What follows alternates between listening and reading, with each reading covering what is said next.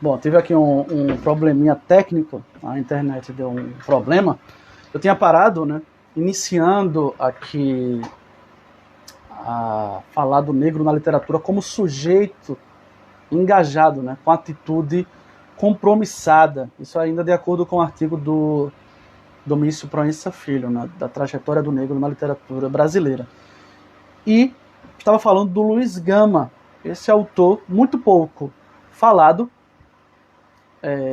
na escola e na academia, e que escrevia textos e advogava a favor dos escravos. Ele foi uma grande figura abolicionista, o Luiz Gama. E, infelizmente, muito pouco falado nas aulas de literatura. E já, não só nas aulas, como nos manuais, né, didáticos. E já naquele período ali final, meados, segunda metade do século XIX, ele escreve um poema como esse. Em nós, até a cor é um defeito, o imperdoável mal de nascença, o estigma de um crime.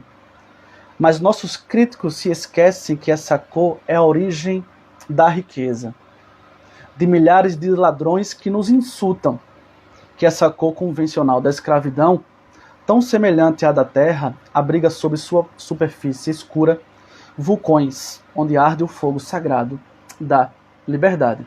Então aqui, poema do Luiz Gama, autor, advogado de escravos, um abolicionista, um grande herói, sim, da consciência negra, mas pouco falado. Pouco falado, é bom que faça essa ressalva nas aulas de literatura.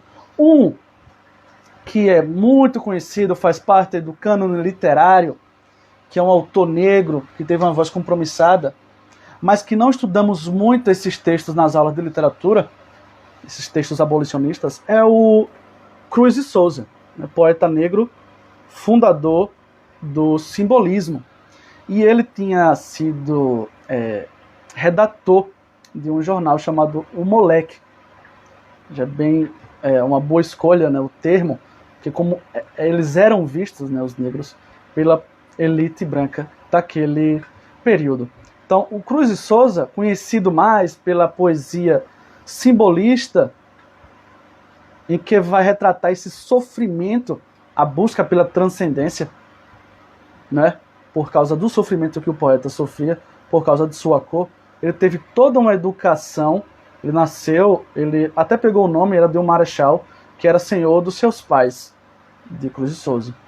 Ele teve toda uma educação e era muito inteligente, um grande poeta, um grande escritor, mas por sua cor nunca tinha conseguido bons postos de trabalho.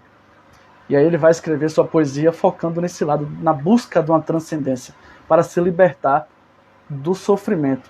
Uma ligação aí teórica com a visão estética de Schopenhauer, por exemplo, né? A arte como salvação. E a gente estuda muito isso nas aulas de literatura, mas deixa de lado os textos engajados do Cruz de Souza, as suas crônicas que ele tinha escrito na época de redator desse jornal, O Moleque, lá em Santa Catarina, que era a cidade de Florianópolis, que tem o nome de Desterro no período. E tem esse texto disponível na internet, vale muito a pena ler e conhecer o abolicionismo, que ele vai defender a abolição da escravidão no Brasil. E aí é até interessante fazer esse embate do texto do Cruz de Souza, negro, poeta, dos melhores da nossa literatura, só foi valorizado lá com os poetas do modernismo. Ele sofreu com isso. Lembrar que no período do simbolismo, quem era destaque era a poesia parnasiana, né? Predominantemente branca. E aí não iam aceitar um poeta como Cruz de Souza negro no rol ali das grandes poesias. Então ele só foi resgatado lá no modernismo.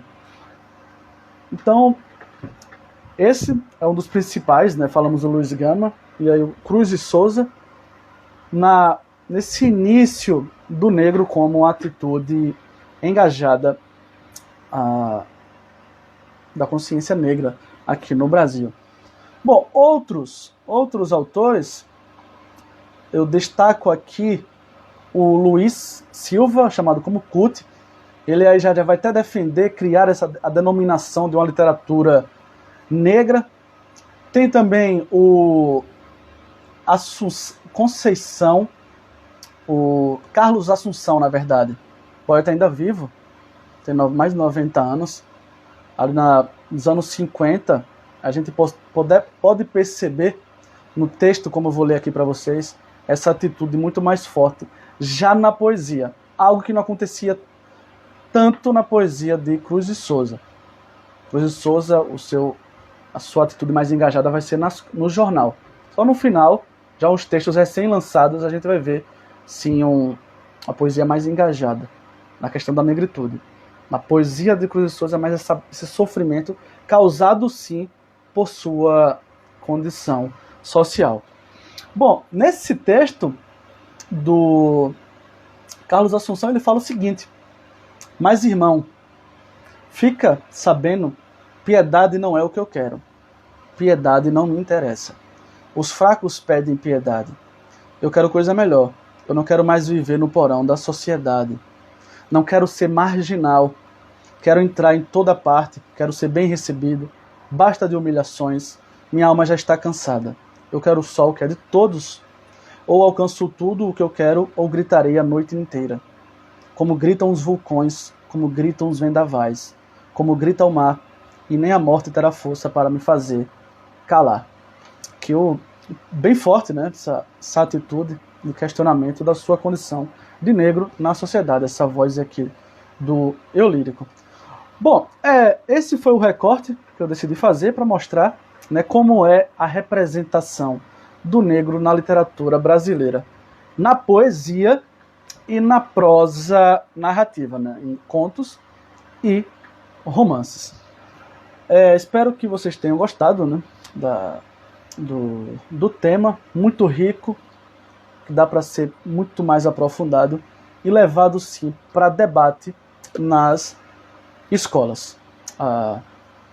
Ficamos por aqui e nas próximas lives eu deixarei os recados para falar de horário, data, tema. Provavelmente farei mais uma live esse ano para terminar esse ciclo aí de lives durante a quarentena.